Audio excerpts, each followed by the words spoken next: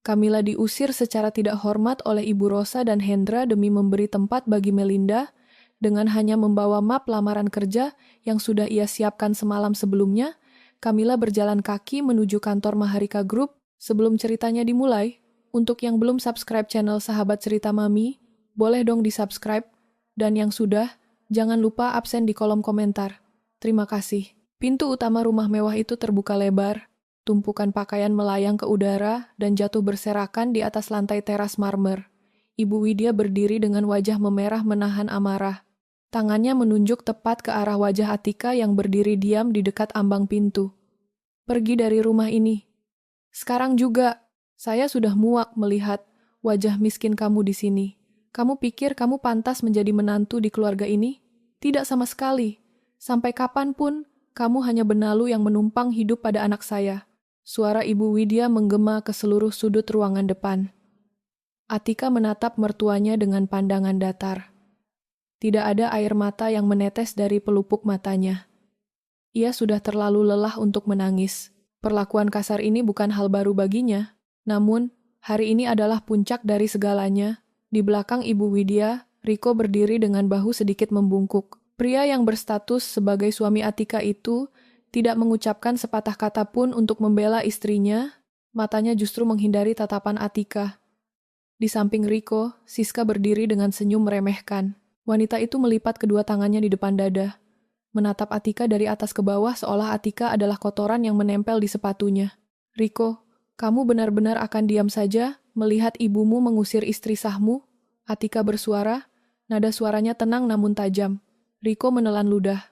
Ia memajukan selangkah badannya dari belakang punggung ibunya. Maafkan aku, Atika. Ibu benar, kita sudah tidak sejalan. Siska lebih bisa mengerti kebutuhanku dan dia berasal dari keluarga yang sederajat dengan kita. Kamu sebaiknya pergi saja. Jangan membuat keributan di sini. Atika menarik napas perlahan. Keputusan Riko sudah bulat.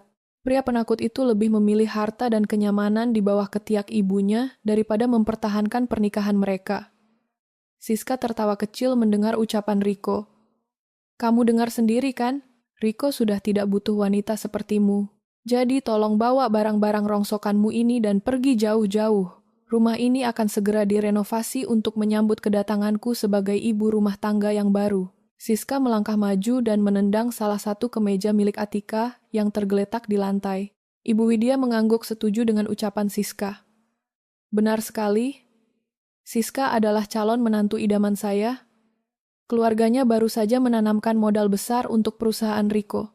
Sedangkan kamu hanya membawa kesialan sejak hari pertama, menginjakan kaki di rumah ini, pergi, tanpa membawa sepeser pun harta dari rumah ini. Semua yang kamu pakai sekarang dibeli menggunakan uang Riko. Atika tidak membalas hinaan mereka, berdebat dengan orang-orang gila harta ini, hanya akan membuang tenaganya. Ia berjongkok, mengumpulkan beberapa helai pakaiannya yang masih layak pakai, lalu memasukkannya ke dalam sebuah tas kain sederhana. Ia meninggalkan barang-barang mewah pemberian Riko di lantai. Ia tidak sudi membawa satupun barang dari rumah ini selain pakaian yang ia beli dari sisa tabungannya sendiri sebelum menikah. Setelah tasnya tertutup, Atika berdiri tegak. Ia merogoh laci meja kecil di dekat pintu, mengambil sebuah map koklat yang sudah ia siapkan sejak semalam. Map itu berisi dokumen lamaran kerja dan ijazah aslinya. Atika sudah menduga hari ini akan tiba. Ia sudah merencanakan untuk mencari pekerjaan sendiri, karena Riko selama ini selalu menahan uang belanja dan membuatnya bergantung penuh pada kebaikan hati mertuanya yang nyaris tidak ada. Jari-jari tangan Atika tanpa sadar menyentuh dada atasnya, merasakan tekstur keras dari liontin zamrud yang bersembunyi di balik kancing kemejanya. Kalung itu adalah satu-satunya barang peninggalan ibunya, Ibu Rahma. Kalung itu tidak berharga di mata Ibu Widya karena terlihat kuno dan talinya sudah usang. Oleh karena itu, Ibu Widya tidak pernah merampasnya. Atika merapikan kerah bajunya, memastikan kalung itu tetap aman. Bagus, cepat pergi. Jangan pernah berani menampakkan wajahmu lagi di hadapan kami. Ibu Widya menunjuk ke arah jalan raya dengan dagunya yang terangkat tinggi. Atika menatap Riko untuk terakhir kalinya. Terima kasih untuk pelajaran hidup yang sangat mahal ini, Riko. Kalian mungkin bisa membuangku hari ini tanpa sepeser harta. Namun, pastikan kalian tidak pernah menyesali perbuatan kalian. Karena aku tidak akan pernah berbalik arah untuk menolong kalian. Setelah mengucapkan kalimat itu, Atika melangkah keluar melewati pintu pagar besi yang menjulang tinggi. Sepatunya beradu dengan paving block jalanan kompleks perumahan elit tersebut.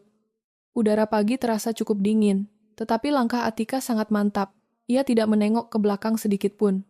Pintu pagar ditutup dengan bantingan keras dari dalam oleh satpam penjaga, menjadi tanda berakhirnya kisah Atika di rumah tersebut. Atika berjalan menyusuri trotoar panjang yang membelah kompleks perumahan.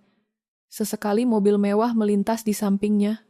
Beberapa asisten rumah tangga yang sedang menyapu halaman menatapnya dengan rasa ingin tahu. Mereka pasti sudah mendengar keributan yang diciptakan oleh Ibu Widya tadi. Namun, Atika memilih untuk mengabaikan tatapan mereka. Ia mempercepat langkahnya menuju halte bus terdekat di luar kompleks perumahan. Sambil berjalan, pikiran Atika melayang ke masa lalu. Ia mengingat kembali bagaimana Riko dulu memohon kepadanya untuk menikah. Riko saat itu terlihat sebagai pria yang baik dan berjanji akan melindunginya.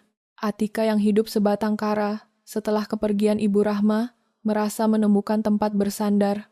Namun, semua janji itu menguap begitu saja saat bisnis Riko mengalami kesulitan dan Ibu Widya mulai mengambil kendali penuh atas kehidupan rumah tangga mereka. Kehadiran Siska dengan suntikan dana dari keluarganya menjadi pukulan telak yang menghancurkan sisa-sisa harga diri Atika di rumah itu. Matahari mulai naik lebih tinggi. Keringat perlahan menetes dari dahi Atika. Ia tidak memiliki uang tunai yang cukup untuk menyewa taksi. Uang di sakunya hanya cukup untuk membayar tiket bus kota. Sesampainya di halte, Atika duduk di kursi besi yang sedikit berkarat. Ia membuka map koklatnya, memastikan sekali lagi bahwa semua dokumen penting ada di sana. Fotokopi dokumen identitas, daftar riwayat hidup, dan ijazah sarjananya tersusun rapi. Ia menarik napas dalam.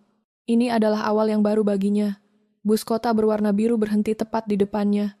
Atika naik dan mencari kursi kosong di bagian belakang. Perjalanan menuju pusat kota memakan waktu hampir 1 jam. Sepanjang perjalanan, Atika hanya menatap keluar jendela. Gedung-gedung tinggi mulai bermunculan, menggantikan pemandangan rumah-rumah penduduk pinggiran kota. Bus berhenti di sebuah halte yang terletak tepat di depan kawasan perkantoran elit tersibuk di kota itu. Di hadapan Atika kini menjulang sebuah gedung pencakar langit dengan lapisan kaca berwarna kebiruan yang memantulkan cahaya matahari pagi. Logo besar bertuliskan Mahardika Group terpasang gagah di bagian depan gedung. Perusahaan ini terkenal sebagai salah satu konglomerasi terbesar di negara ini, menguasai berbagai sektor bisnis penting. Atika tahu persaingan untuk masuk ke perusahaan ini sangat ketat. Namun, ia tidak punya pilihan lain. Ia harus mencoba melamar ke perusahaan ini. Atika merapikan pakaiannya yang sedikit kusut. Ia berjalan melewati pintu putar kaca di lobi utama. Udara dingin dari pendingin ruangan langsung menyambutnya. Lobi itu sangat luas, dilapisi lantai marmer mengkilap dengan meja resepsionis panjang di tengah ruangan. Karyawan berpakaian formal berlalu lalang dengan langkah tergesa. Atika berjalan lurus menuju meja resepsionis. Ia menyampaikan tujuannya untuk menyerahkan lamaran pekerjaan yang informasinya ia dapatkan kemarin. Resepsionis itu memeriksa jadwal, lalu memberikan sebuah kartu akses tamu kepada Atika. Atika diarahkan untuk naik lift menuju lantai 30, tempat ruang seleksi dan wawancara berada. Atika menggenggam kartu tamu itu erat-erat. Ia memeluk map koklatnya dan melangkah masuk ke dalam lift dengan tatapan penuh keyakinan. Pintu lift terbuka berdenting di lantai 30. Atika melangkah keluar dan langsung disambut oleh hamparan karpet tebal berwarna abu-abu gelap. Ruang tunggu pelamar kerja di Mahardika Group lebih mirip lobi hotel bintang 5 daripada kantor biasa. Deretan sofa kulit asli tertata rapi membentuk pola melingkar. Beberapa kandidat lain sudah duduk di sana menunggu giliran. Mereka mengenakan setelan jas dan kemeja bermerek. Riasan wajah para pelamar wanita tampak sangat sempurna dan profesional. Atika menatap pantulan dirinya di dinding kaca lorong. Kemeja putihnya sedikit kusut di bagian lengan dan wajahnya pucat karena kelelahan berjalan kaki tadi pagi. Ia mengabaikan rasa rendah dirinya, berjalan menunduk dan memilih duduk di sudut ruangan paling ujung. Setengah jam berlalu dengan sangat lambat. Satu persatu kandidat dipanggil masuk ke dalam ruangan berpintu kayu jati tebal di ujung lorong. Beberapa dari mereka keluar dengan wajah tertunduk lesu dan bahu merosot. Persaingan di Mahardika Group terkenal sangat ketat dan kejam. Direktur utama mereka menguji pelamar posisi asisten eksekutif secara langsung tanpa perantara. Atika meremas map coklat di pangkuannya. Tangannya terasa sangat dingin. Ia butuh pekerjaan ini. Ia harus membuktikan kepada Riko dan Ibu Widya bahwa ia bisa bertahan hidup secara mandiri. Ia akan mematahkan ucapan mereka yang menyebutnya sebagai benalu tidak berguna. Atika, silakan masuk ke ruang direksi. Suara staf HRD memecah keheningan ruang tunggu. Atika berdiri seketika. Ia menarik napas panjang, menahan rasa gugup yang mulai menjalar di perutnya. Ia berjalan mengikuti staf tersebut, menyusuri lorong panjang berlantai marmer hitam. Ujung lorong itu berhenti pada sebuah pintu ganda berukuran sangat besar. Staf HRD itu mengetuk pintu 2 kali dengan ritme teratur, lalu membukanya perlahan. Ia mempersilakan Atika masuk ke dalam sendirian dan langsung menutup pintu dari luar. Udara di dalam ruangan itu terasa jauh lebih dingin dibandingkan di luar. Ruang kerja direktur utama sangat luas dan minim perabotan yang tidak perlu. Ruangan itu didominasi warna hitam dan perak yang tegas. Jendela kaca raksasa di belakang meja kerja menyuguhkan pemandangan seluruh penjuru kota dari ketinggian. Di balik meja kerja berukuran masif itu, duduk seorang pria dengan kemeja hitam polos. Pria itu adalah Devan, direktur utama Mahardika Group. Wajahnya bersudut tajam, tatapannya sangat dingin, dan auranya memancarkan tingkat intimidasi yang sangat kuat. Duduk. Suara Devan terdengar berat dan tegas. Ia tidak mendongak sama sekali saat memberikan perintah. Matanya masih fokus pada layar tablet di atas mejanya. Jarinya menggeser layar dengan cepat. Atika menarik kursi di depan meja Devan dan duduk dengan punggung lurus tegak. Ia meletakkan map kokelat berisi lamaran kerjanya di atas meja. Tangannya sedikit gemetar saat melepaskan map tersebut. Selamat pagi, Bapak Devan. Ini berkas lamaran saya. Devan mengunci layar tabletnya lalu meletakkannya di samping. Ia akhirnya mengangkat wajahnya dan menatap wajah Atika. Pandangan matanya sangat tajam seolah sedang memindai setiap detail kekurangan pada diri Atika dari ujung rambut hingga ujung kaki. Ruangan itu menjadi sangat sunyi senyap, hanya terdengar suara dengungan halus dari mesin pendingin ruangan. Hembusan angin dari ventilasi AC di atas mereka meniup pelan helai rambut Atika. Angin itu juga membuat celah kerah kemeja Atika sedikit terbuka lebih lebar. Seketika pandangan Devan terkunci rapat. Arah matanya tidak lagi menatap mata atau wajah Atika. Mata tajam pria itu kini tertuju lurus ke bagian bawah leher Atika, tepat di celah kerah kemejanya yang terbuka. Di sana, sebuah liontin zamrud hijau dengan ukiran kuno menyembul keluar. Benda itu menggantung pada seutas tali usang yang melingkar di leher Atika. 1 menit penuh berlalu dalam keheningan total. Devan sama sekali tidak menyentuh map lamaran Atika. Ia justru mencondongkan tubuhnya ke depan. Ia menopang dagunya dengan kedua tangan yang bertaut di atas meja dan terus menatap dada Atika dengan intensitas yang sangat aneh.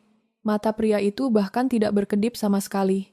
Ada kilat emosi yang sulit diartikan di balik tatapan dinginnya. Atika mulai merasa sangat tidak nyaman dengan situasi ini. Ia merapatkan duduknya, berusaha menutupi celah kerahnya dengan gerakan tangan yang halus. Ia menarik ujung kemejanya sedikit ke atas. Namun, Devan justru ikut memiringkan kepalanya, seolah tidak ingin pandangannya terhadap kalung itu terhalang oleh gerakan Atika. Jantung Atika mulai berdetak jauh lebih cepat. Rasa gugupnya perlahan berubah menjadi kemarahan yang mendidih di dalam dada. Ia teringat kejadian beberapa jam lalu saat harga dirinya diinjak-injak habis oleh Ibu Widya. Kini di ruangan mewah ini, ia merasa dilecehkan terang-terangan oleh seorang petinggi perusahaan. Tangan Atika mengepal sangat kuat di atas pangkuannya. Wajahnya memerah menahan amarah yang siap meledak. Ia tidak akan membiarkan siapapun merendahkannya lagi hari ini. Sekalipun pria di depannya ini adalah orang nomor 1 di perusahaan raksasa yang sangat berkuasa, Atika tidak peduli. Ia butuh pekerjaan untuk makan, tetapi ia sama sekali tidak akan menjual harga dirinya kepada laki-laki hidung belang. Devan masih terdiam kaku. Tatapannya semakin lekat pada batu zamrud hijau di leher Atika. Mulutnya sedikit terbuka, seolah ingin mengatakan sesuatu yang tertahan di tenggorokan. Kesabaran Atika benar-benar habis. Ia menggebrak meja kerja Devan dengan kedua telapak tangannya secara bersamaan. Suara benturan tangan dan kayu solid itu bergema sangat keras memecah kesunyian ruangan. Atika berdiri tegak dari kursinya. Ia menatap Devan dengan mata menyala penuh amarah dan kebencian.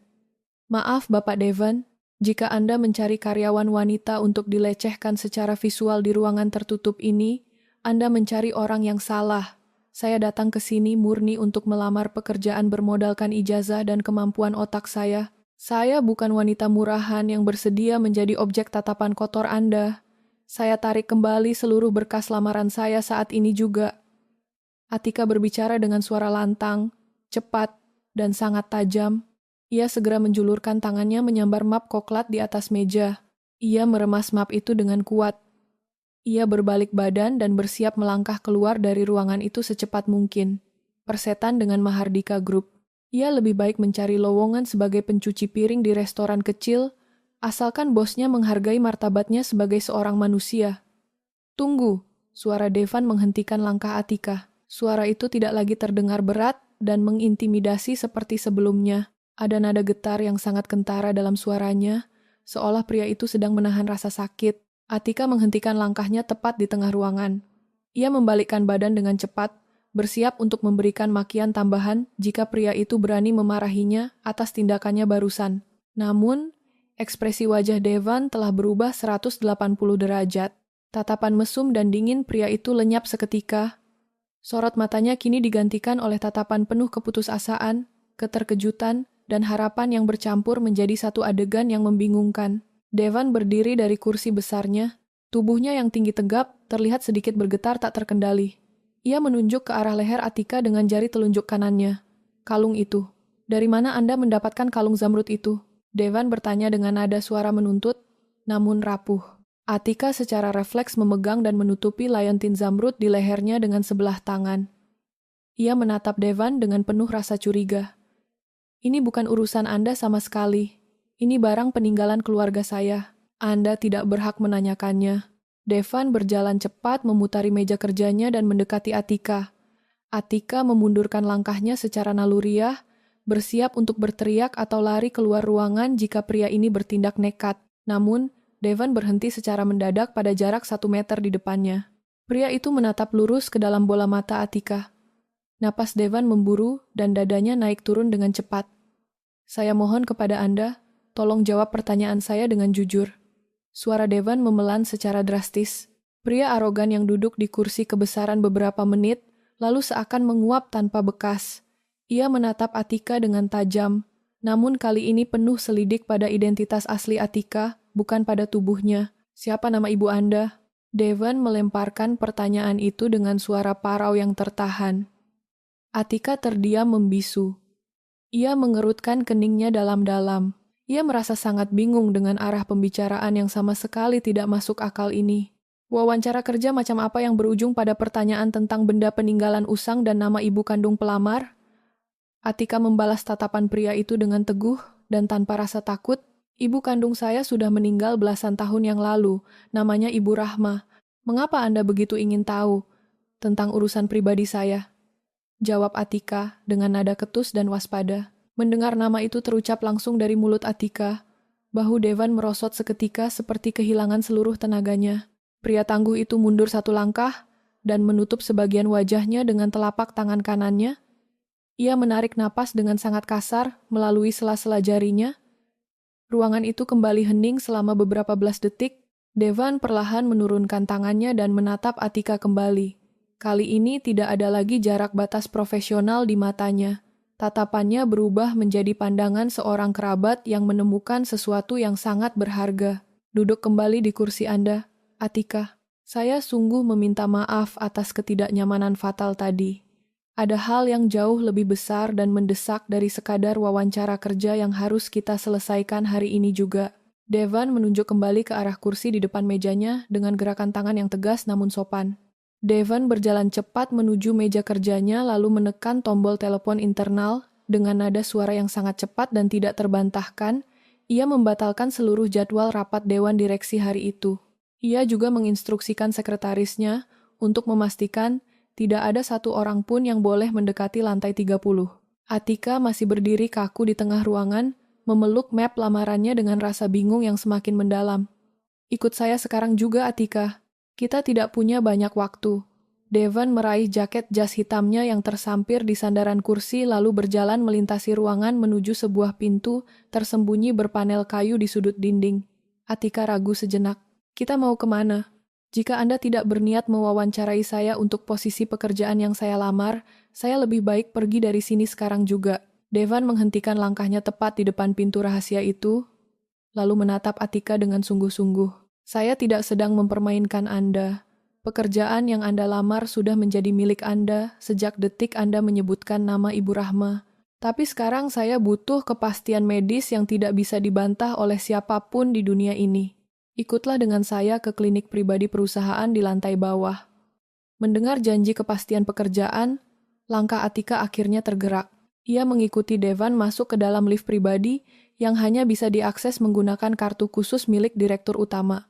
Lift itu bergerak turun dengan sangat cepat, tanpa berhenti di lantai lain hingga akhirnya terbuka di lantai dasar pada jalur pengamanan khusus yang terhubung langsung dengan sayap medis Mahardika Group. Lorong klinik pribadi itu tampak sepi dan tertutup rapat dari akses karyawan umum. Seorang dokter pria paruh baya dengan jas putih sudah berdiri menunggu di depan pintu ruang pemeriksaan. Dokter itu menunduk hormat saat melihat Devan datang bersama seorang wanita asing.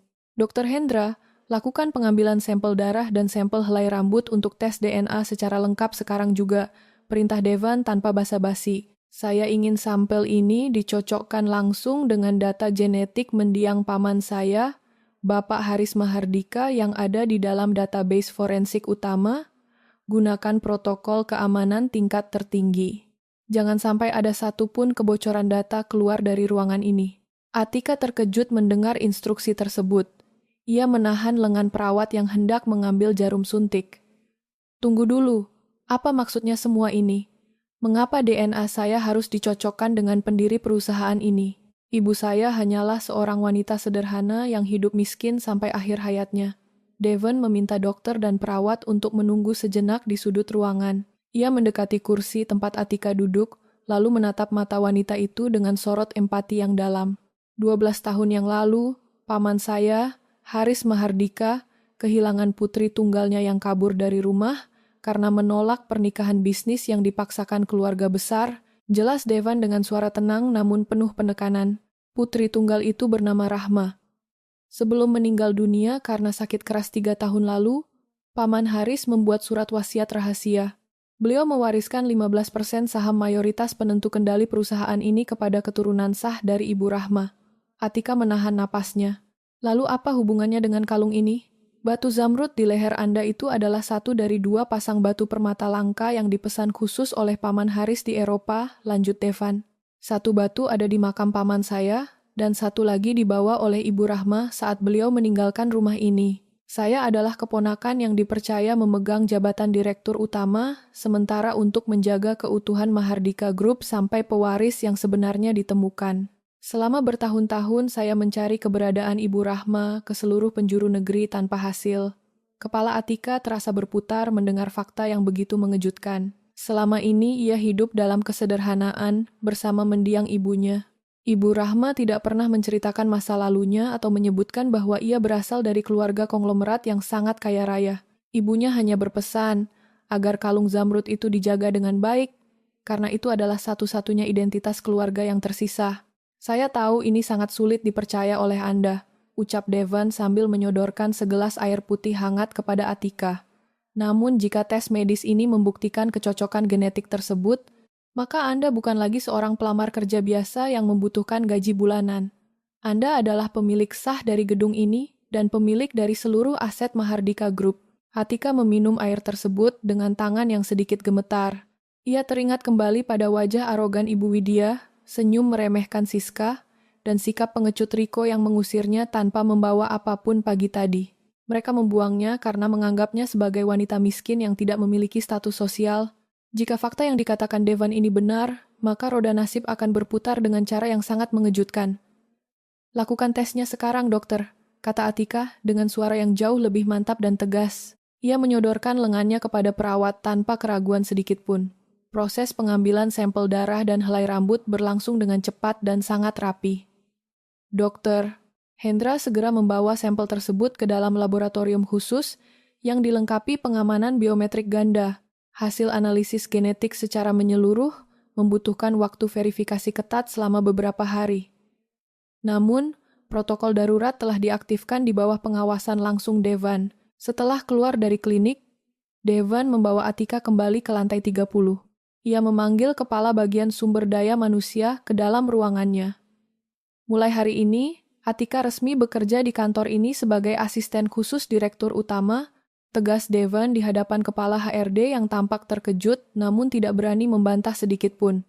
Dia akan bekerja langsung di ruangan sebelah saya.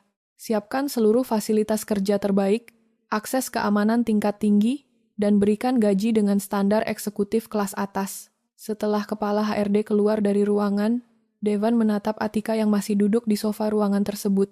Pria itu menyodorkan sebuah kartu identitas karyawan bergaya elegan berwarna emas hitam yang baru saja dicetak cepat.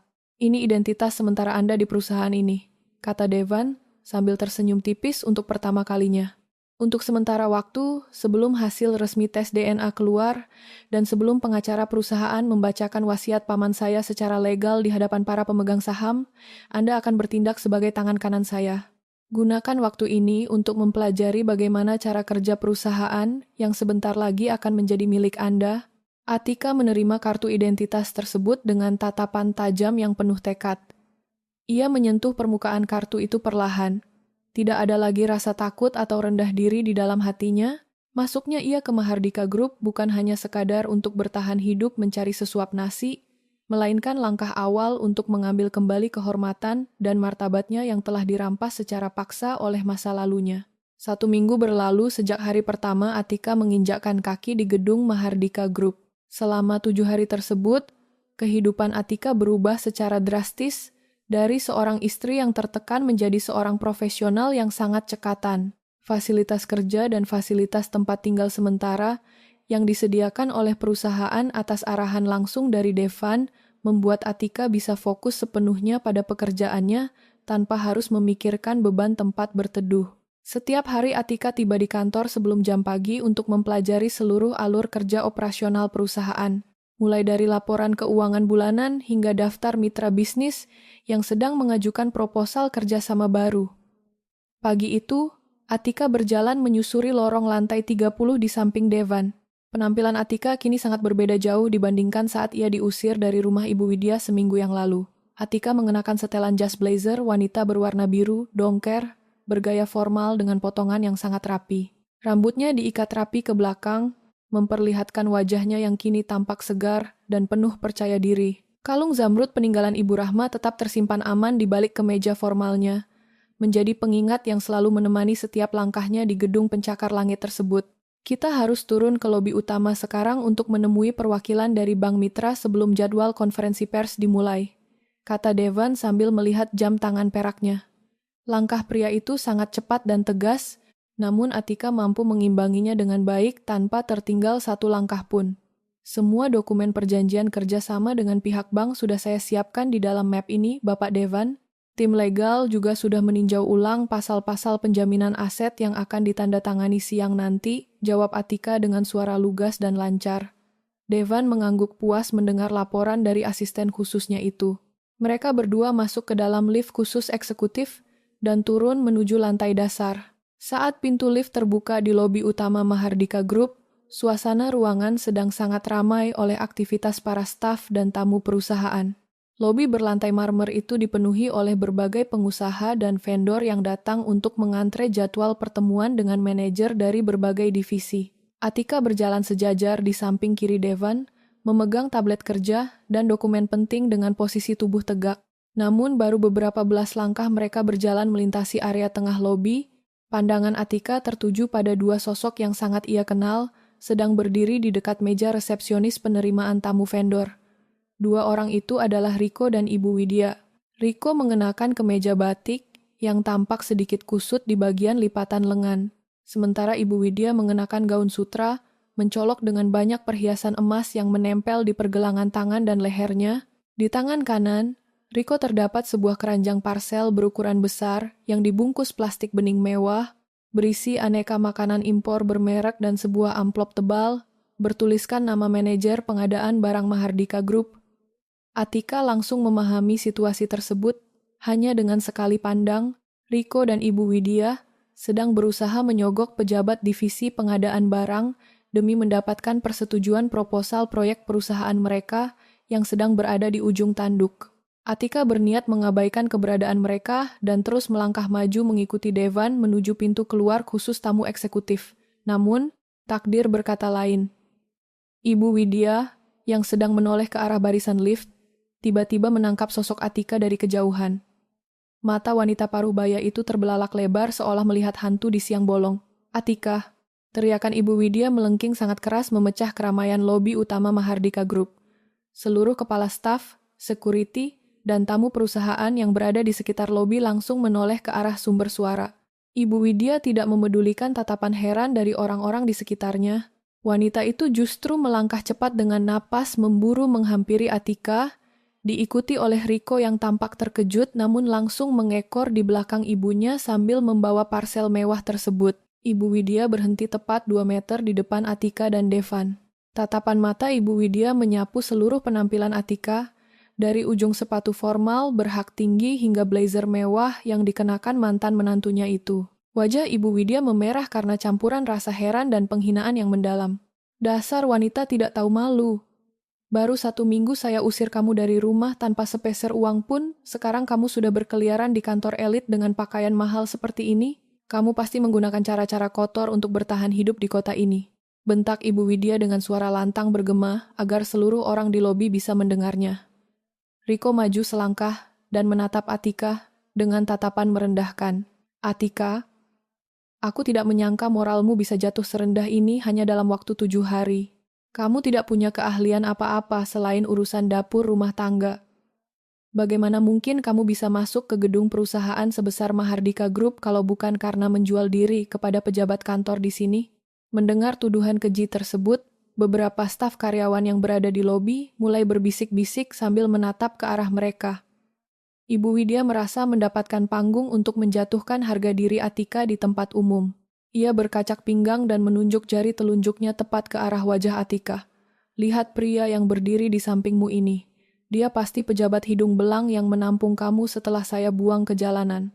Kamu menjadi simpanan laki-laki kaya hanya demi bisa membeli baju bagus dan makan enak. Benar-benar menjijikkan. Saya sangat bersyukur anak saya Riko sudah menceraikan dan membuang wanita sampah sepertimu dari keluarga kami. Teriak Ibu Widya dengan nada suara yang semakin tinggi dan tajam. Atika berdiri tegak tanpa bergeming sedikit pun. Wajahnya sama sekali tidak memucat ataupun menampakkan rasa takut seperti saat ia masih tinggal di rumah Ibu Widya. Tidak ada air mata ataupun rasa malu di wajahnya.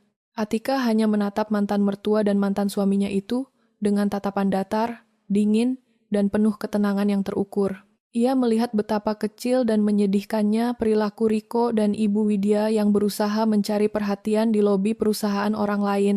Sebelum Atika sempat membuka mulut untuk membalas ucapan mereka, Devan yang berdiri di sampingnya melangkah maju 1 langkah.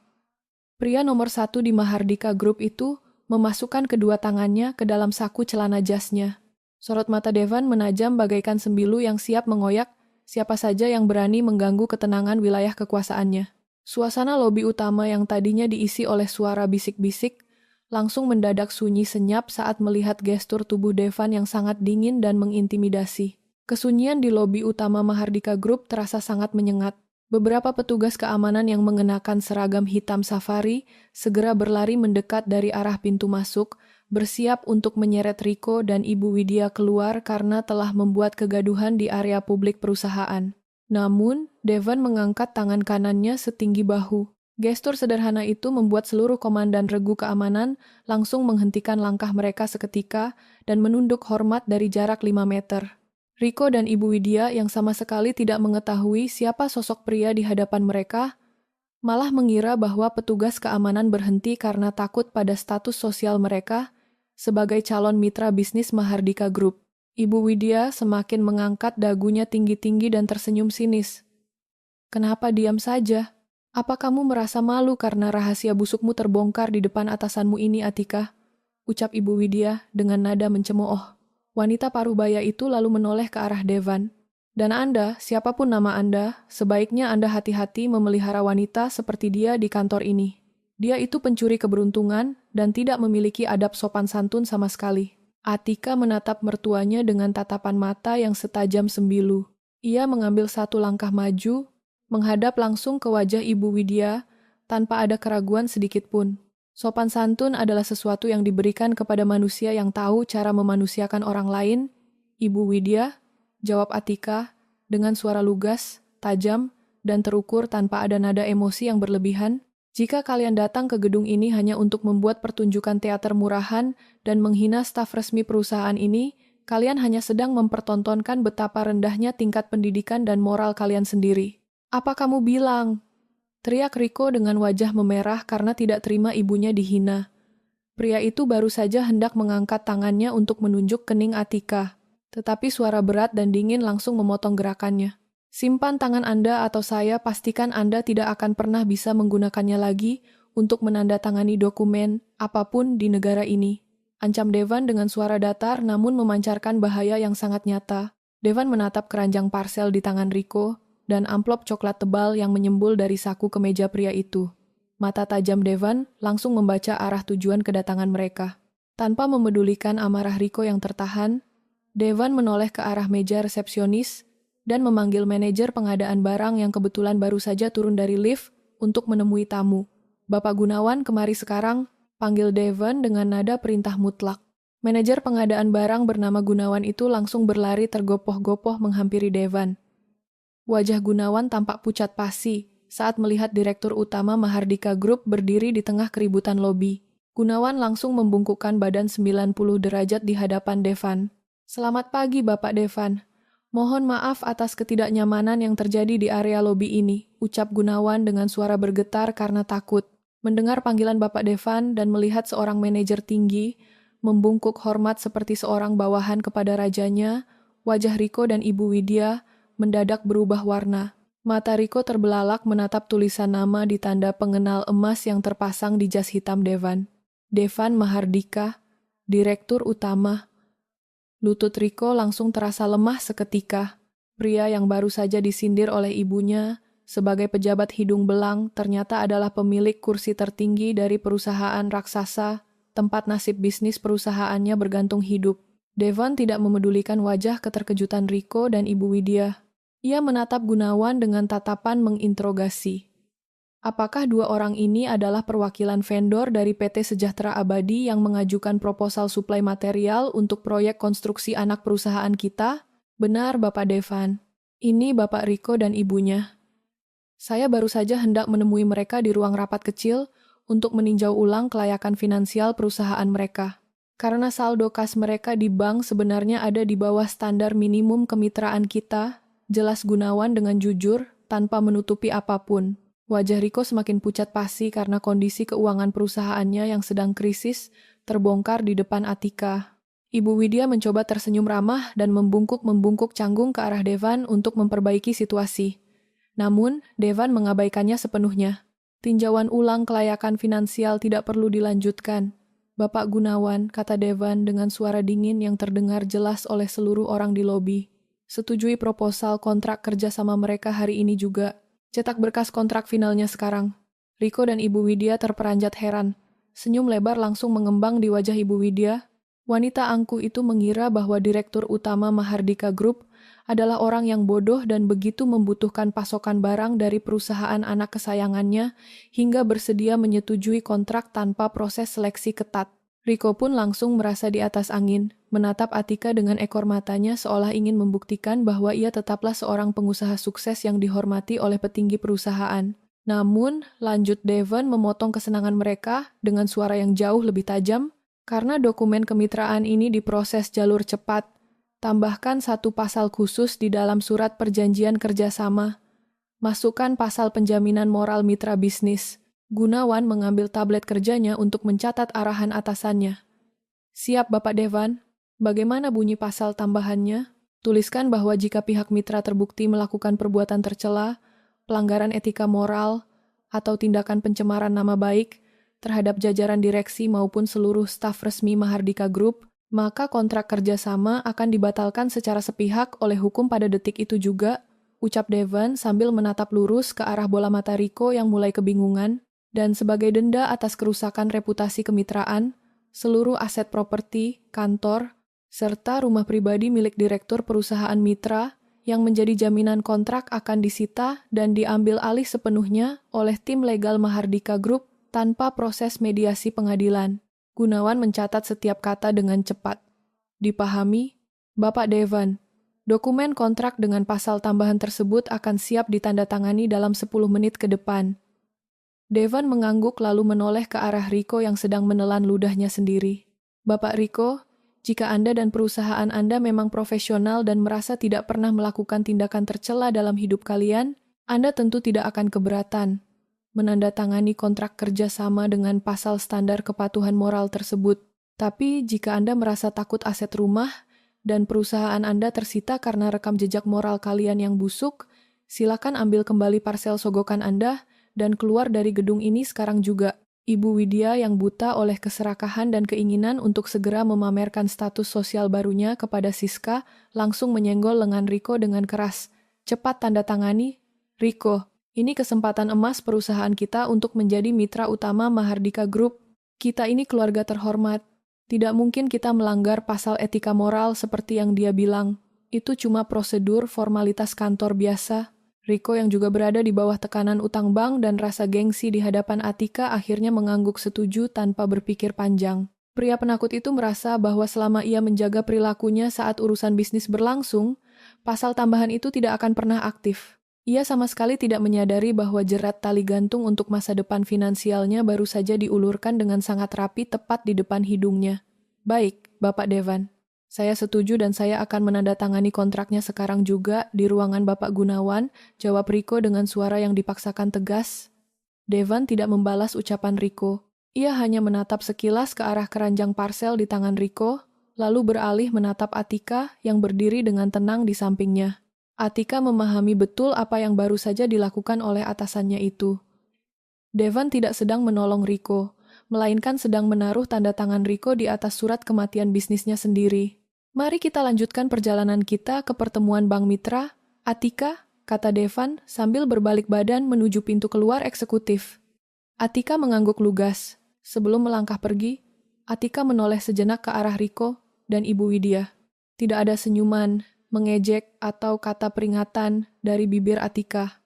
Ia hanya menatap kedua orang yang pernah menghancurkan hidupnya itu dengan pandangan dingin yang kosong, seolah mereka berdua hanyalah 2 ekor serangga yang sedang berjalan masuk ke dalam jaring laba-laba raksasa yang tidak akan pernah bisa mereka lepaskan. 2 minggu setelah pengambilan sampel medis di klinik tertutup, hasil tes DNA yang ditunggu-tunggu akhirnya keluar. Di dalam ruang kerja direktur utama pada lantai 30, Dr. Hendra meletakkan sebuah map amplop putih bermaterai resmi di atas meja Devan. Di samping dokter, Hendra, duduk seorang pengacara senior perusahaan bernama Bapak Subroto yang membawa tas koper hitam berisi dokumen hukum rahasia milik mendiang Haris Mahardika. Atika duduk di kursi menghadap meja kerja tersebut. Jantungnya berdetak stabil, namun telapak tangannya sedikit berkeringat. Devan membuka amplop putih itu secara perlahan, membaca lembar hasil laboratorium forensik dengan teliti dari baris pertama hingga baris paling akhir. Wajah pria itu tampak tegang selama beberapa detik sebelum akhirnya senyuman lega mengembang di bibirnya. Hasil tes menunjukkan tingkat kecocokan 99,9%, kata Devan dengan nada suara jernih dan tegas.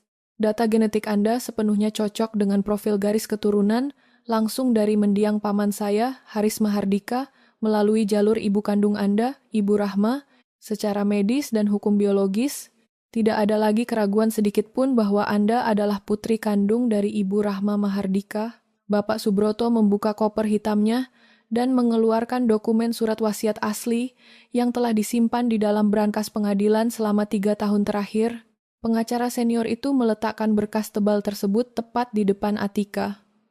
Berdasarkan surat wasiat resmi yang ditandatangani oleh almarhum Bapak Haris Mahardika sebelum beliau wafat, seluruh kepemilikan saham mayoritas Mahardika Group sebesar 15% yang sempat dibekukan kini resmi jatuh ke tangan Anda, Ibu Atika, jelas Bapak Subroto dengan suara formal.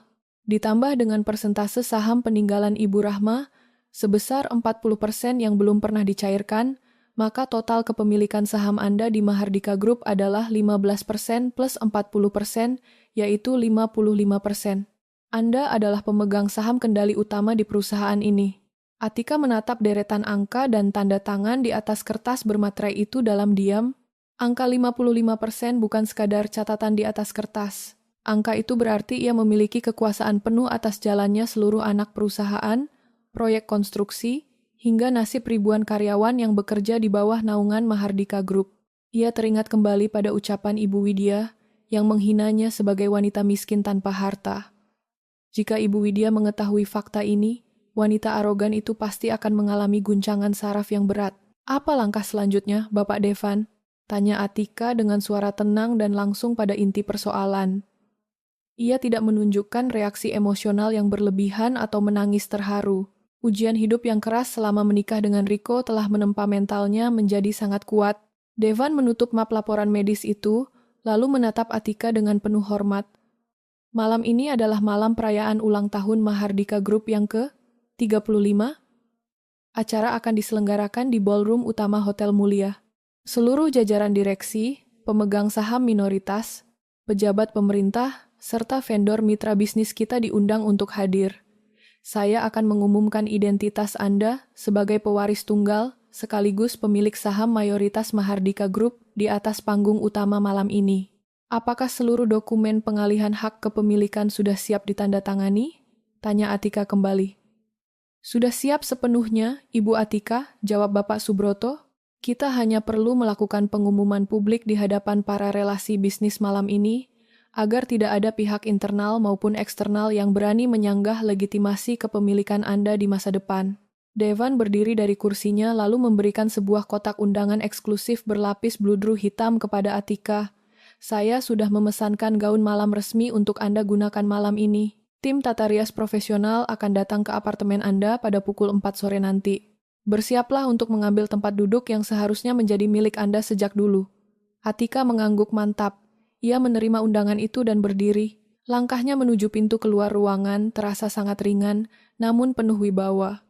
Tidak ada lagi Atika yang menunduk lesu karena takut dimarahi. Malam ini ia akan berjalan sebagai pimpinan tertinggi di perusahaan raksasa tersebut. Sementara itu, pada waktu yang hampir bersamaan di sebuah salon kecantikan mewah di pusat kota, suasana riuh sedang terjadi. Ibu Widya dan Siska sedang duduk di depan cermin besar, sementara dua orang perawat salon merias wajah mereka dengan riasan tebal. Riko duduk di sofa, tunggu sambil memainkan ponselnya dengan wajah yang tampak sangat bangga dan puas. Perusahaan Riko baru saja menerima undangan fisik untuk menghadiri perayaan ulang tahun Mahardika Group malam ini.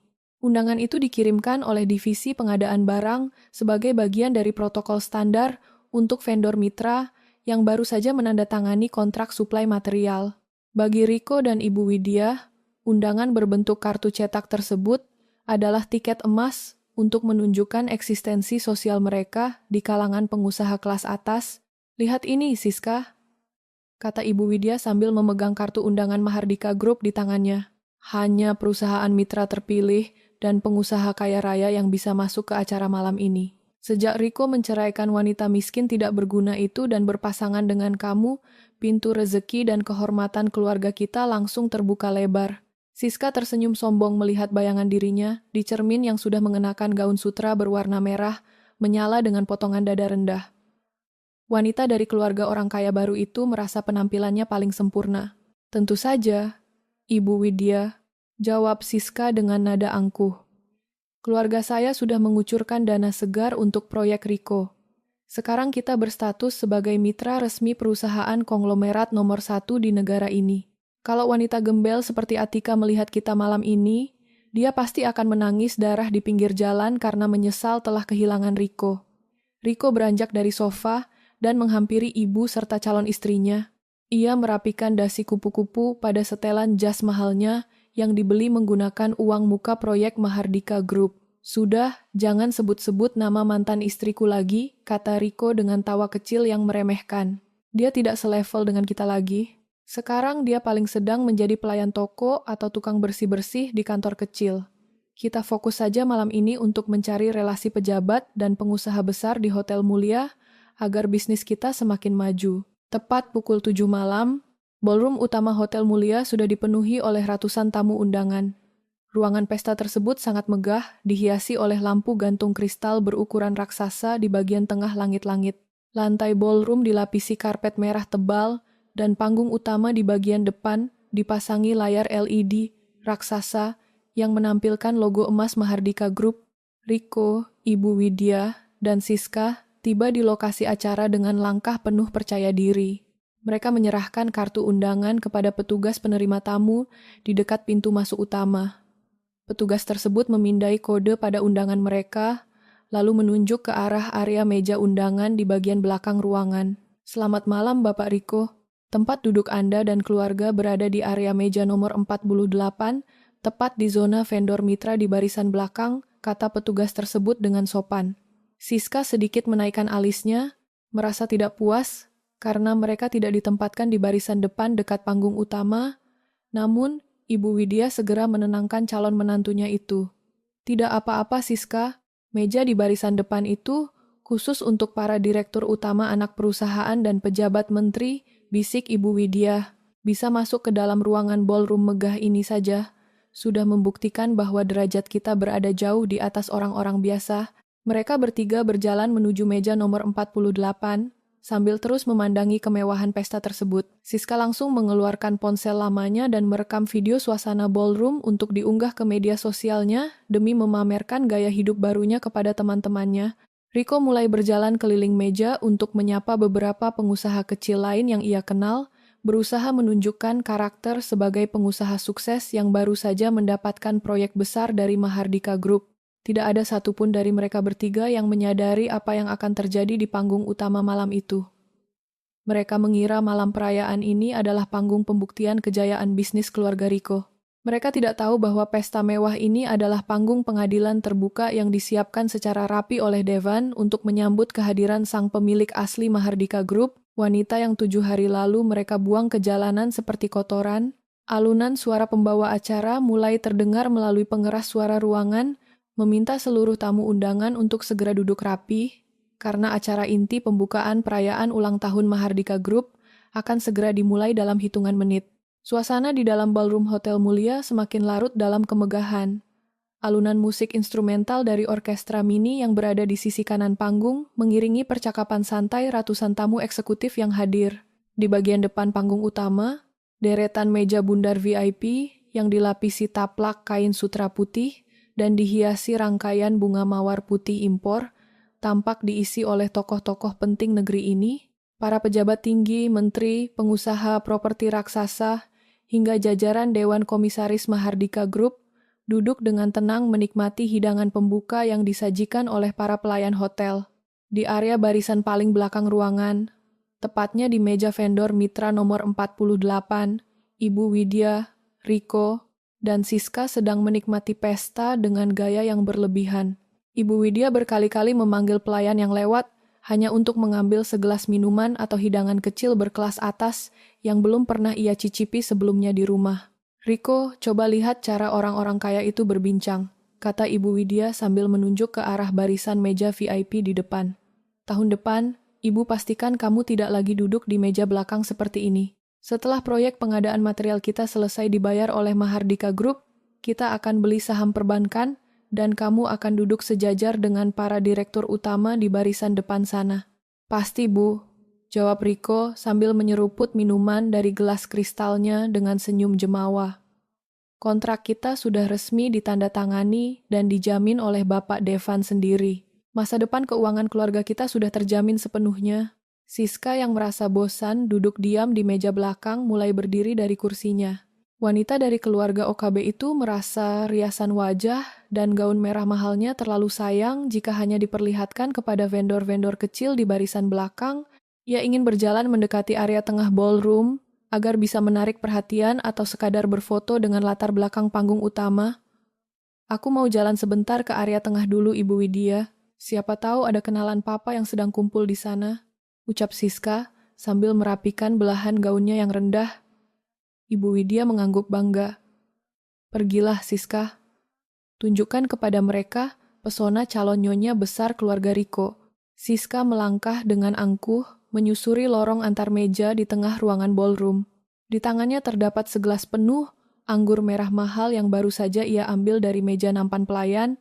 Matanya menyapu sekeliling ruangan, mencari wajah-wajah familiar yang bisa ia ajak bicara untuk sekadar memamerkan identitas barunya sebagai mitra resmi Mahardika Group. Pada saat yang bersamaan, dari arah pintu lorong khusus VIP di samping panggung, Atika baru saja melangkah masuk ke dalam ballroom. Penampilan Atika malam itu benar-benar mampu membungkam siapa saja yang memandangnya. Ia mengenakan gaun malam panjang berbahan satin hitam kelam dengan potongan elegan yang jatuh sempurna mengikuti garis tubuhnya.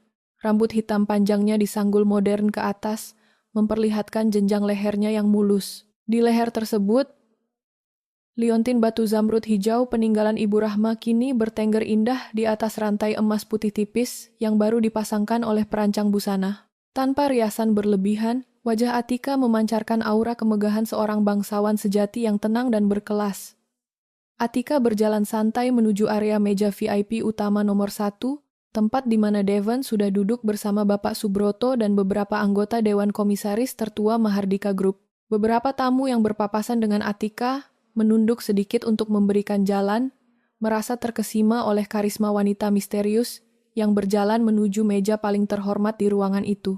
Namun saat Atika melintas di lorong tengah tepat di dekat pilar kristal ruangan, Siska sedang berjalan dari arah berlawanan sambil menatap layar ponselnya untuk memeriksa hasil foto. Siska tidak memperhatikan jalan di depannya sama sekali. Bruk. Tubuh Siska bertabrakan cukup keras dengan bahu kiri Atika. Akibat benturan mendadak itu, gelas kristal berisi penuh anggur merah di tangan Siska berguncang hebat dan tumpah seluruhnya. Cairan berwarna merah pekat itu menyembur dan menyiram bagian depan gaun satin hitam mewah yang dikenakan oleh Atika, lalu menetes membasahi lantai karpet di bawah kaki mereka. Gelas kristal di tangan Siska terlepas dan jatuh ke lantai hingga pecah berkeping-keping, menimbulkan suara berderak yang tajam. Suara pecahan kaca itu sontak menghentikan percakapan beberapa tamu di area tengah ballroom. Mata mereka langsung tertuju pada titik kejadian di dekat pilar kristal. Siska yang terkejut melihat gaun merahnya terkena sedikit cipratan minuman, langsung meledak dalam amarah. Ia mendongakkan kepalanya, bersiap melontarkan makian kasar kepada orang yang telah menabraknya. Namun betapa terkejutnya Siska saat melihat wajah wanita yang berdiri tenang di hadapannya itu adalah Atika. "Atika?" seru Siska dengan suara melengking tinggi yang memecah keheningan musik orkestra. Mendengar nama Atika diteriakkan dari area tengah ballroom. Ibu Widya dan Riko yang duduk di meja belakang langsung menoleh. Melihat ada keributan yang melibatkan Siska, Ibu Widya dan Riko segera berlari menghampiri lokasi kejadian. Saat tiba di dekat pilar, Ibu Widya melihat Atika berdiri dengan gaun malam mewah berlumuran noda anggur merah. Bukannya merasa terkejut melihat transformasi penampilan Atika, Ibu Widya justru tersenyum sinis penuh kebencian. Ia mengira Atika berhasil menyusup ke dalam pesta mewah ini dengan cara menjadi wanita penghibur atau asisten simpanan dari salah satu tamu pria yang hadir. "Astaga, dunia ini benar-benar sempit," seru Ibu Widya dengan suara keras yang disengaja agar seluruh tamu di sekitar mereka mendengarnya. "Kamu berani sekali menyusup ke pesta terhormat Mahardika Group ini, Atika. Dan lihat apa yang baru saja kamu lakukan. Kamu menabrak calon menantu saya sampai minumannya tumpah." Atika menatap bekas tumpahan anggur merah di gaunnya dengan tenang, lalu mengangkat wajahnya menatap Siska dan Ibu Widya bergantian. Tidak ada kilatan amarah di mata Atika, ia hanya menatap mereka seperti menatap anak kecil yang sedang merengek di tempat umum. "Calon menantu Anda yang berjalan sambil menatap layar ponsel dan menabrak saya terlebih dahulu, Ibu Widya," jawab Atika dengan suara jernih, datar, dan sangat terukur.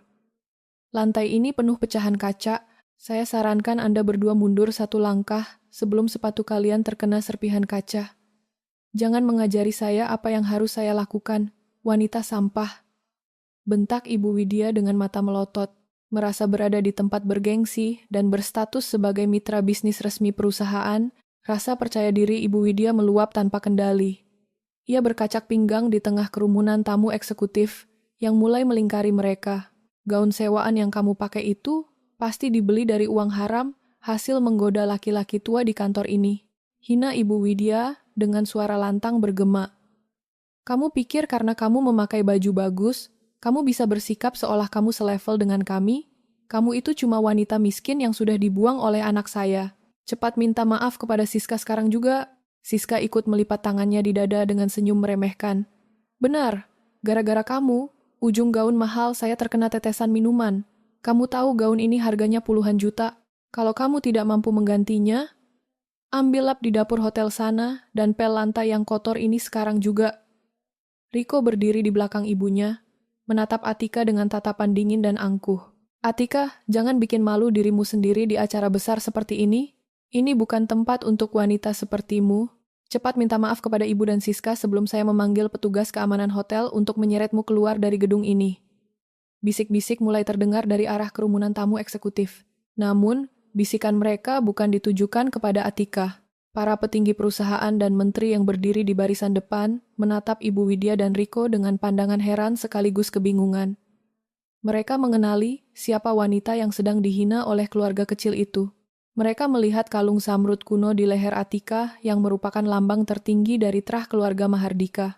Sebelum Atika sempat membalas ucapan Riko, sebuah langkah kaki yang sangat tegas, berat, dan cepat terdengar memecah kerumunan tamu dari arah barisan meja VIP depan. Para tamu eksekutif secara otomatis menyingkir dan membuka jalan dengan sikap hormat. Dari balik kerumunan itu muncul Devan. Wajah Direktur Utama Mahardika Group itu terlihat sangat gelap dan dingin, bagaikan badai yang siap menghancurkan apa saja di depannya. Di belakang Devan berjalan Bapak Subroto beserta 4 orang petugas keamanan khusus pribadi pimpinan perusahaan. Melihat kehadiran Devan yang berjalan lurus ke arah mereka, Riko dan Ibu Widya langsung mengira bahwa petinggi perusahaan itu datang untuk menertibkan Atika yang dianggap membuat keributan. Senyuman Ibu Widya semakin lebar. Ia segera membungkuk hormat sedikit ke arah Devan. "Selamat malam Bapak Devan," sapa Ibu Widya dengan nada dibuat seolah ramah dan sopan. "Mohon maaf atas kegaduhan kecil ini. Wanita ini adalah mantan menantu saya yang sudah kami buang karena tidak memiliki adab. Dia menyusup ke pesta Anda dan menabrak calon istri anak saya. Bapak Riko akan segera memanggil security untuk mengusir wanita miskin ini agar tidak merusak suasana pesta perayaan ulang tahun perusahaan Bapak." Riko pun ikut maju satu langkah sambil menunduk hormat. "Benar Bapak Devan. Kami sebagai mitra bisnis resmi Mahardika Group merasa bertanggung jawab untuk menjaga kebersihan dan ketertiban acara ini dari orang-orang liar seperti dia." Devan sama sekali tidak menoleh ke arah Riko ataupun Ibu Widya. Pria itu berjalan lurus melewati mereka seolah tubuh Riko dan ibunya hanyalah udara kosong yang tidak kasat mata. Langkah Devan berhenti tepat 1 jengkal di hadapan Atika, di depan tatapan ratusan tamu undangan bergengsi yang memenuhi ballroom hotel mulia. Devan melakukan sebuah tindakan yang membuat napas Riko, Ibu Widya, dan Siska serasa terputus seketika. Devan melepaskan jas formal berwarna hitam kelam, berbahan wol halus yang ia kenakan. Dengan gerakan yang sangat sopan, lembut, dan penuh penghormatan mendalam, Devan menyampirkan jas kebesarannya itu ke atas kedua bahu Atika untuk menutupi bagian depan gaun satinnya yang basah oleh noda anggur merah. Setelah jasnya terpasang rapi melindungi tubuh Atika, Devan menundukkan kepalanya sedikit ke depan Atika dengan sikap seorang kesatria di hadapan pemimpinnya. "Apakah Anda terluka terkena pecahan kaca ini, Ibu Atika?" tanya Devan dengan suara yang sangat lembut dan penuh kepedulian, kontras dengan sifat dinginnya selama ini. Atika menggelengkan kepalanya perlahan dengan tenang. "Saya tidak apa-apa Bapak Devan, terima kasih atas jasnya." Devan menghela napas lega lalu menegakkan kembali tubuhnya. Ia berputar 180 derajat menghadap langsung ke arah Riko, Ibu Widya, dan Siska yang kini mematung dengan mulut terbuka lebar dan mata terbelalak sempurna. Suasana di dalam ballroom mendadak senyap bagaikan kuburan. Tidak ada satupun suara yang berani keluar. Mata tajam Devan menatap wajah Ibu Widya yang mulai pucat pasi seperti mayat. Suara berat dan dingin, Devan menggema ke seluruh penjuru ruangan ballroom tanpa perlu menggunakan mikrofon. "Siapa yang memberi kalian izin untuk membentak dan menyuruh pimpinan tertinggi di perusahaan ini untuk mengepel lantai?" tanya Devan dengan suara datar yang memancarkan ancaman maut. Ibu Widya gemetar hebat dari ujung kaki hingga ujung kepala. Lidahnya terasa keluh untuk sekadar mengucapkan satu suku kata. Riko merasakan dingin yang menusuk tulang belakangnya saat menyadari situasi yang sebenarnya terjadi. Mereka baru saja menyiram minuman dan menghina wanita yang diperlakukan seperti seorang ratu oleh Direktur Utama Mahardika Group di hadapan seluruh pengusaha paling berkuasa di negara ini. Pertanyaan singkat yang keluar dari mulut Devan bergema tajam di telinga setiap orang yang hadir di dekat pilar kristal tersebut. Rico merasakan jantungnya seolah berhenti berdetak selama beberapa detik. Tatapannya berpindah secara cepat dari wajah dingin, Devan menuju wajah tenang, Atika yang kini mengenakan jas kebesaran Direktur Utama Mahardika Group. Ibu Widya membuka dan menutup mulutnya, seperti ikan yang kehabisan air, berusaha mencari kata-kata pembelaan yang tidak pernah bisa keluar dari tenggorokannya.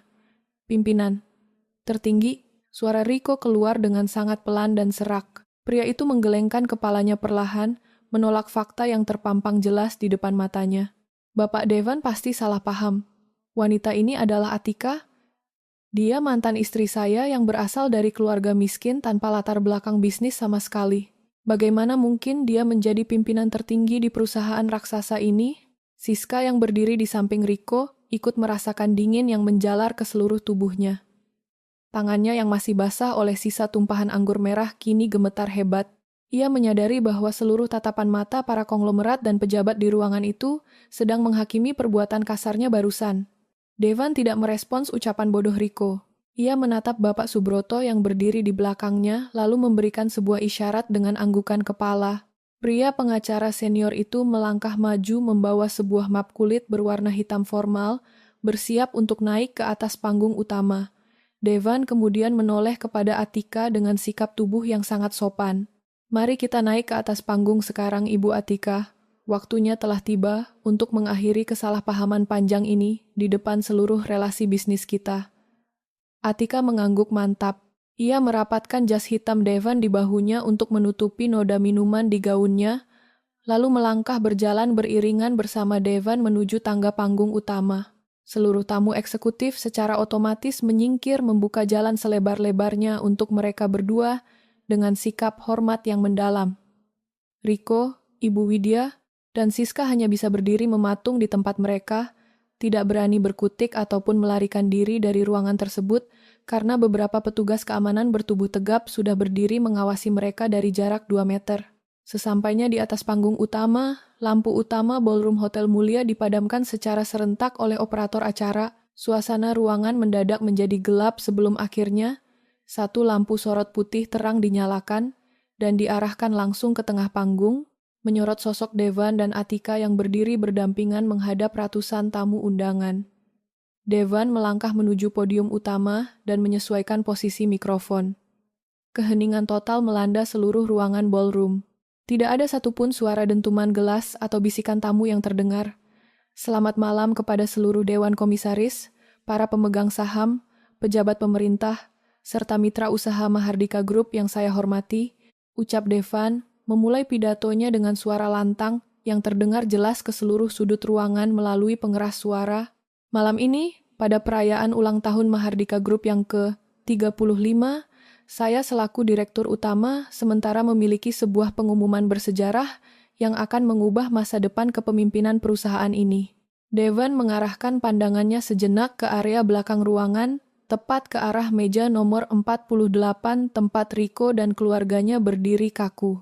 Selama 12 tahun terakhir, saya menjalankan amanat dari mendiang paman saya, Bapak Haris Mahardika, untuk menjaga keutuhan perusahaan ini sampai pewaris dari garis keturunan, langsung beliau ditemukan, lanjut Devan dengan tegas. 2 minggu yang lalu, pencarian panjang tersebut akhirnya membuahkan hasil. Kita telah menemukan putri kandung dari almarhumah Ibu Rahma Mahardika, putri tunggal paman saya. Mendengar nama Ibu Rahma disebut secara resmi di atas panggung sebagai putri kandung pendiri Mahardika Group, Ibu Widya merasa bumi yang dipijaknya berguncang hebat. Lutut wanita paruh baya itu goyah seketika. Ia terhuyung ke samping dan harus berpegangan kuat pada tepi meja makan agar tidak jatuh tersungkur ke lantai karpet. Rico menahan napasnya dengan mata terbelalak lebar, sementara keringat dingin mulai bercucuran deras membasahi dahi dan lehernya. Devan mempersilakan Bapak Subroto untuk maju ke depan podium. Pengacara senior itu membuka map hitam di tangannya, mengeluarkan lembaran wasiat bermaterai resmi, dan membacakannya dengan suara formal hukum yang sangat jelas.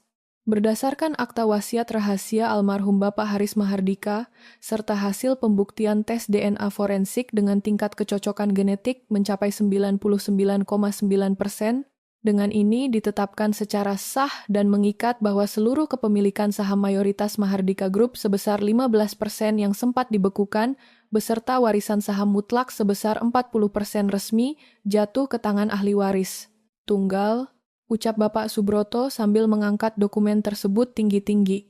Bapak Subroto menoleh ke arah Atika lalu melanjutkan pengumumannya dengan tegas. Dengan total kepemilikan saham mayoritas sebesar 55%, maka pemilik sah kendali tertinggi sekaligus pimpinan utama Mahardika Group mulai detik ini adalah Ibu Atika. Suara tepuk tangan gemuruh langsung meledak dari barisan depan meja VIP, dimulai oleh para anggota Dewan Komisaris tertua, yang merasa sangat bersyukur karena garis keturunan pendiri perusahaan telah kembali. Tepuk tangan itu dengan cepat menjalar ke seluruh penjuru ballroom, bergema sangat keras menghormati kehadiran pemimpin baru mereka. Lampu utama ballroom kembali dinyalakan terang benderang. Di atas panggung, Atika berdiri tegak dengan dagu terangkat. Kalung zamrud hijau di lehernya memantulkan cahaya lampu kristal dengan sangat indah, menjadi penanda mutlak statusnya yang tidak bisa diganggu-gugat oleh siapapun lagi. Di tengah gemuruh tepuk tangan ratusan orang tersebut, kondisi di area meja belakang nomor 48 berbanding terbalik 180 derajat. Riko kehilangan seluruh tenaga di kakinya. Pria itu ambruk berlutut di atas lantai karpet dengan wajah seputih kertas. Tangannya bergetar hebat tak terkendali. Ia baru saja menyadari kenyataan paling mengerikan dalam hidupnya. Wanita yang ia sia-siakan, wanita yang ia selingkuhi, dan wanita yang ia buang dari rumahnya tanpa membawa sepeser uang pun seminggu yang lalu, ternyata adalah pewaris tunggal kerajaan bisnis senilai triliunan rupiah. Ibu Widya menepuk-nepuk kepalanya sendiri dengan kedua tangan. Napas wanita arogan itu tersengal-sengal mendapati kenyataan bahwa menantu yang selalu ia hina sebagai orang miskin justru merupakan pemilik dari perusahaan tempat anak laki-lakinya menggantungkan seluruh nasib bisnisnya.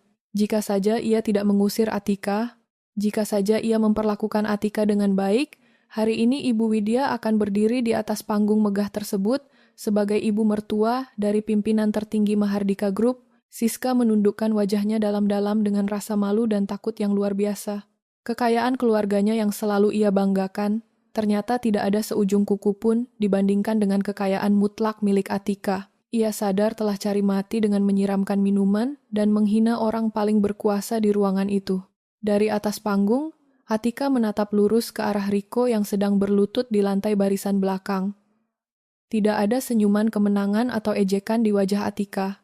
Tatapan matanya tetap datar dan dingin seperti es, menyiratkan bahwa bagi seorang Atika yang sekarang, keberadaan Riko dan Ibu Widya tidak lebih dari sekadar debu jalanan yang sudah lama ia sapu bersih dari kehidupannya.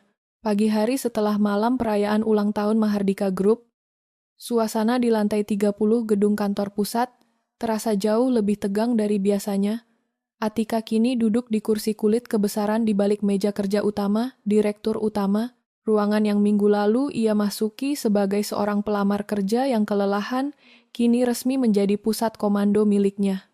Devan berdiri di samping meja kerja tersebut dengan sikap hormat, menyerahkan serangkaian berkas laporan operasional harian yang kini membutuhkan persetujuan langsung dari Atika sebagai pemilik mayoritas saham perusahaan. Belum sempat Atika memeriksa lembaran kedua dari laporan keuangan tersebut, suara keributan yang sangat keras terdengar dari arah lorong di luar ruangan. Suara teriakan laki-laki yang memohon dan membentak beradu dengan suara langkah kaki para petugas keamanan. Pintu ganda kayu jati di ruangan itu tiba-tiba terdorong terbuka secara paksa. Riko berhasil menerobos masuk ke dalam ruangan dengan pakaian yang berantakan. Mata pria itu bengkak merah karena kurang tidur dan rambutnya kusut tidak beraturan. Dua orang petugas keamanan bertubuh tegap langsung menyergap lengan Riko dari belakang, bersiap membanting tubuhnya ke lantai dan menyeretnya keluar dari ruangan pimpinan. "Lepaskan saya harus bicara dengan Atika. Atika, tolong dengarkan aku dulu," teriak Riko dengan suara serak sambil merontokkan cengkeraman petugas keamanan. Atika mengangkat tangan kanannya dari atas meja. Gestur tenang itu membuat kedua petugas keamanan langsung menghentikan gerakan mereka. Meskipun tetap memegangi kedua lengan Riko dengan erat, Atika bersandar di kursi kebesarannya, menatap mantan suaminya itu dengan tatapan mata yang sangat dingin dan datar tanpa sedikit pun rasa kasihan. Melihat Atika memberi kesempatan, Riko langsung menjatuhkan tubuhnya berlutut di atas karpet mewah tepat di depan meja kerja Atika. Pria yang selama ini selalu bersikap sombong dan merendahkan, Atika itu kini menangis terseduh-seduh layaknya anak kecil yang ketakutan. Air matanya menetes membasahi lantai karpet. Atika, maafkan aku.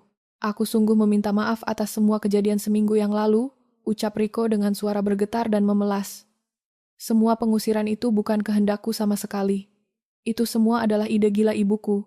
Ibu Widya yang memaksaku untuk menceraikanmu karena dia tergiur oleh harta keluarga Siska.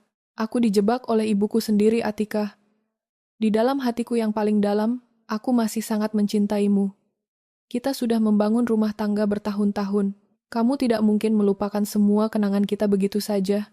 Atika menatap Riko dalam diam selama beberapa detik. Ia mendengarkan kebohongan demi kebohongan yang keluar dari mulut pria penakut di depannya itu. Riko bahkan rela mengorbankan nama ibu kandungnya sendiri demi menyelamatkan diri dari kehancuran ekonomi. Kamu sungguh pria pengecut yang sangat memalukan, Riko, jawab Atika dengan nada suara lugas dan menusuk tajam. Seminggu yang lalu, saat ibumu melemparkan pakaianku ke lantai teras dan mengusirku tanpa membawa sepeser pun uang, kamu berdiri tegak di belakangnya tanpa mengucapkan satu kata pun untuk membelaku. Kemarin pagi di lobi gedung ini, kamu menghina harga diriku dan menuduhku menjual diri hanya karena kamu merasa bangga telah mendapatkan proyek kontrak kerjasama. Sekarang setelah kamu tahu siapa diriku yang sebenarnya, kamu berlutut dan menyalahkan ibumu. Riko menggelengkan kepalanya dengan kuat, berusaha meraih ujung meja kerja Atika, namun langsung ditahan oleh petugas keamanan. Tidak, Atika. Tolong berikan aku kesempatan kedua. Aku berjanji akan meninggalkan Siska hari ini juga. Aku akan putuskan hubungan dengan wanita sombong itu. Kita bisa memulai semuanya dari awal lagi.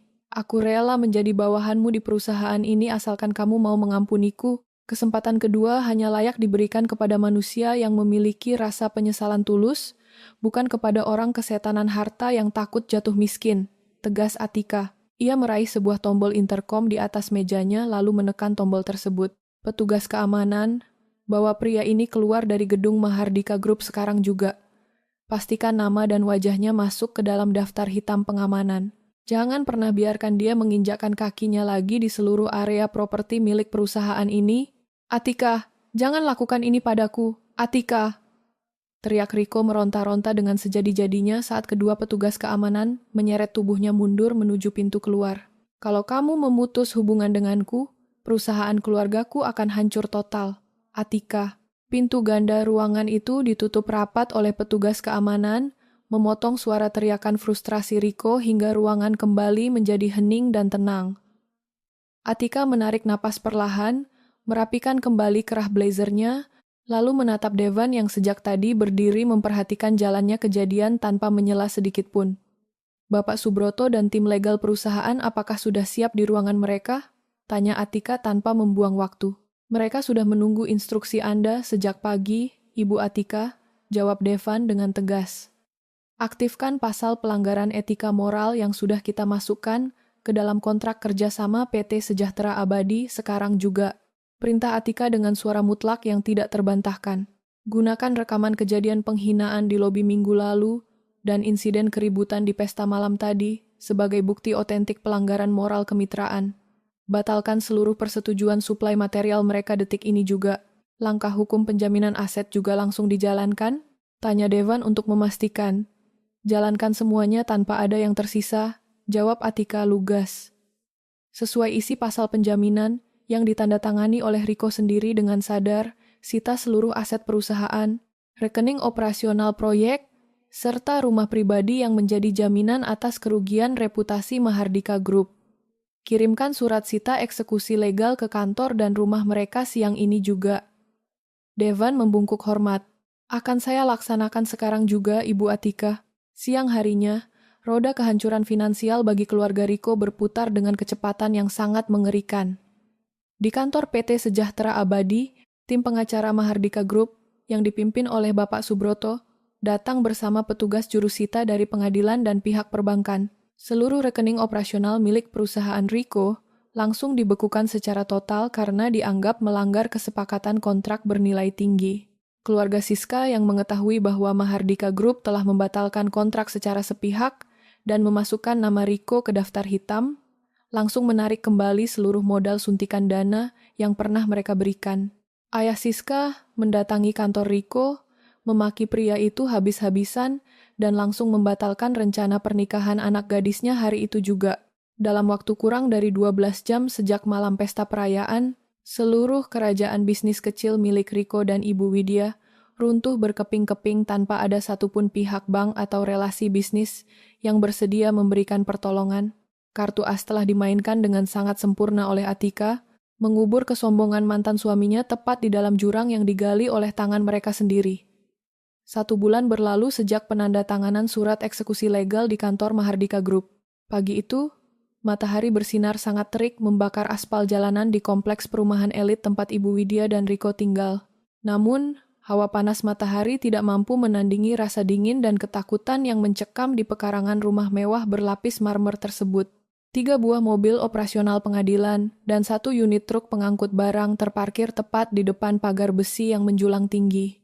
Sepasukan petugas jurusita yang didampingi oleh aparat keamanan dan perwakilan tim legal Mahardika Group memasang papan pengumuman berukuran besar di depan pagar rumah.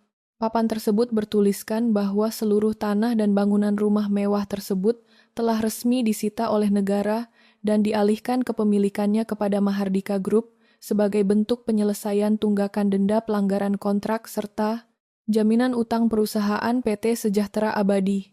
Pita segel berwarna merah dan kuning dipasang melintang menutupi pintu utama rumah. Rico duduk bersimpuh di atas paving block halaman depan dengan rambut yang acak-acakan dan kemeja kusam yang belum diganti selama 2 hari. Ia baru saja diusir secara paksa dari dalam kamarnya sendiri oleh petugas eksekutor. Di samping Rico, Ibu Widya duduk menangis histeris sambil memeluk sebuah koper pakaian usang berwarna hitam. Wajah wanita paruh baya yang dahulu selalu mendongak penuh kesombongan itu, kini tampak sangat layu, pucat, dan berkeriput. Bagian kiri mulutnya sedikit miring dan tangannya terus bergetar hebat tak terkendali akibat serangan stroke ringan yang menyerangnya tatkala menerima surat kebangkrutan total minggu lalu. Tidak ada satupun perhiasan emas yang menempel di leher atau pergelangan tangan Ibu Widya. 2 hari sebelum eksekusi rumah dilakukan, Siska datang ke rumah tersebut bukan untuk memberikan bantuan keuangan, melainkan untuk menagih janji hadiah pernikahan. Saat melihat Rico sudah jatuh miskin dan tidak memiliki aset apapun lagi, Siska secara diam-diam mengambil kotak perhiasan simpanan Ibu Widya yang tersisa di dalam lemari, lalu pergi meninggalkan rumah itu tanpa pernah kembali lagi. Rico ditinggalkan sepenuhnya oleh wanita yang ia pilih untuk menggantikan Atika. Beberapa tetangga kompleks perumahan elit yang dahulu sering berkumpul untuk pamer kemewahan bersama Ibu Widya, kini hanya berdiri di luar pagar. Mereka menatap proses pengusiran itu sambil berbisik-bisik, tanpa ada satu orang pun yang berniat mendekat atau menawarkan bantuan pertolongan. Situasi ini berputar 180 derajat dan mengulang tepat kejadian 1 bulan lalu saat Ibu Widya melemparkan pakaian Atika ke lantai teras dan mengusirnya tanpa membawa sepeser pun uang di depan mata para tetangga. Kini hukum tabur tuai bekerja dengan presisi yang sangat menyakitkan bagi keluarga kecil yang gila harta tersebut. "Pak, saya mohon jangan kunci pintu rumah itu," ratap Ibu Widya dengan suara serak dan terbata-bata sambil berusaha berdiri menyungkur ke arah petugas jurusita. "Ini rumah kebanggaan saya sudah tinggal di sini puluhan tahun. Mau kemana lagi saya dan anak saya harus tidur malam ini?" Petugas jurusita menepis tangan Ibu Widya dengan tegas, namun tetap sesuai prosedur formal. "Mohon maaf Ibu Widya. Proses hukum surat penyitaan aset ini sudah berkekuatan tetap dan ditandatangani sendiri oleh anak ibu saat mengajukan kontrak kerja sama bisnis. Silakan Ibu dan Bapak Rico membawa 2 koper pakaian pribadi yang sudah kami izinkan, lalu segera keluar dari batas properti ini sekarang juga." 2 orang petugas keamanan menuntun Rico dan Ibu Widya keluar melewati pintu pagar besi rumah tersebut, lalu mengunci gembok rantai pagar dengan sangat rapat dari dalam. Bunyi klik gembok besi itu menjadi tanda berakhirnya riwayat kemewahan keluarga Rico. Mereka berdua kini resmi menjadi gelandangan yang tidak memiliki rumah, tidak memiliki kendaraan, dan tidak memiliki saldo rekening sepeser pun. Riko menyeret 2 koper berat itu dengan langkah gontai menyusuri trotoar jalan raya di luar perumahan. Ibu Widya berjalan menyeret kakinya di belakang Riko sambil terus menangis meratapi nasibnya. Terik matahari siang di pusat kota membuat kerongkongan mereka kering dan keringat membasahi seluruh tubuh mereka yang kelelahan. Saat tiba di sebuah persimpangan lampu merah jalan raya utama, Riko menghentikan langkahnya dan menjatuhkan kopernya di pinggir trotoar. Ia duduk di tepi trotoar berdebu sambil memegangi kepalanya yang terasa mau pecah karena putus asa. Tepat pada saat lampu lalu lintas berganti warna menjadi merah, antrean kendaraan mewah berhenti tepat di samping trotoar tempat Riko dan Ibu Widya duduk.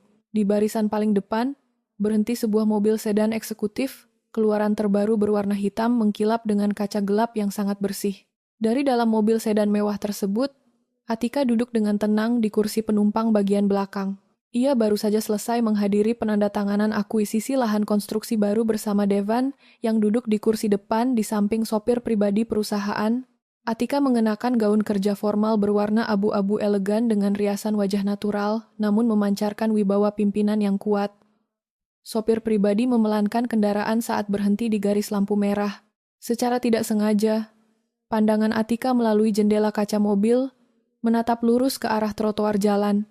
Di sana, tepat 2 meter dari pintu mobilnya, ia melihat sosok Riko dan Ibu Widya sedang duduk di atas beton trotoar bersama 2 koper pakaian usang di bawah terik matahari siang. Ibu Widya yang menoleh ke arah jalan raya melihat pantulan dirinya yang menyedihkan di badan mobil mewah tersebut. Namun, tatapannya mendadak terpaku saat kaca jendela penumpang bagian belakang mobil sedan itu perlahan bergerak turun beberapa sentimeter agar sirkulasi udara segar bisa masuk ke dalam kabin. Dari celah kaca jendela mobil yang terbuka tersebut, Ibu Widya melihat wajah Atika secara jelas. Mantan menantu yang dulu ia buang ke jalanan kini duduk di dalam kabin mobil seharga miliaran rupiah, dilayani oleh sopir pribadi dan pengawal kantor. Matanya melotot lebar. Sisa-sisa tenaga di tubuh renta Ibu Widya mendadak muncul akibat rasa keputusasaan yang ekstrem. Wanita tua itu bangkit berdiri lalu berlari mendekati badan mobil sedan hitam milik Atika. Ia memukulkan telapak tangannya yang gemetar ke permukaan kaca jendela mobil sambil meneteskan air mata kotor di pipinya. "Atika, Atika, tolong kami!" teriak Ibu Widya dengan suara serak memelas. "Rumah kami sudah disita oleh perusahaan kamu. Riko sudah bangkrut dan Siska mencuri perhiasan ibu. Ibu minta maaf Atika. Ibu sangat menyesal sudah mengusir kamu dulu. Tolong berikan kami uang atau tempat tinggal. Kamu perempuan yang baik. Kamu pasti tidak tega melihat mantan mertuamu mati kelaparan di pinggir jalan raya seperti ini." Mendengar teriakan ibunya, Riko menoleh dan baru menyadari bahwa mobil yang berhenti di depan mereka adalah mobil milik Atika. Riko bangkit dan ikut berlari mendekati pintu mobil. Ia menempelkan wajahnya yang kusam ke kaca mobil, sambil memohon ampun dengan sangat menyedihkan. Atika tidak terkejut sama sekali melihat pengemis yang berteriak di samping jendela mobilnya. Ia menoleh perlahan menatap wajah Ibu Widya dan Riko yang dibasahi air mata serta keringat. Di dalam sorot mata Atika, tidak ada sedikit pun rasa benci, dendam, ataupun kepuasan menyindir. Matanya benar-benar datar, dingin, dan tenang seperti lautan dalam. Atika tidak membuka mulutnya untuk melontarkan satu kata makian pun. Ia juga tidak melemparkan uang atau memberikan nasihat apapun kepada mereka. Bagi Atika, membalas dendam terbaik kepada orang-orang yang pernah menginjak harga dirinya bukanlah dengan menghina balik, melainkan dengan ketidakpedulian mutlak, seolah mereka tidak pernah ada di dunia ini. Lampu lalu lintas di depan persimpangan berganti warna menjadi hijau. Atika mengangkat tangannya perlahan dan menekan tombol pengatur jendela di sandaran tangannya. Kaca jendela mobil sedan hitam itu bergerak naik menutup rapat secara perlahan, memotong suara ratapan tangis Ibu Widya dan Riko hingga kedap suara sepenuhnya dari dalam kabin. "Jalan sekarang, Pak," perintah Atika kepada sopir pribadinya dengan nada tenang. Mobil sedan hitam itu melaju halus menyusuri aspal jalan raya utama membelah keramaian pusat kota, meninggalkan Riko dan Ibu Widya yang jatuh berlutut menangisi takdir mereka di tengah kepulan asap knalpot kendaraan. Atika menatap lurus ke arah jalan raya di depannya, tanpa pernah menengok ke belakang lagi melalui kaca spion. Roda kehidupan telah berputar dengan putaran yang sangat sempurna, dan Atika siap menyongsong masa depannya yang cerah sebagai pemimpin Mahardika Group. Ya,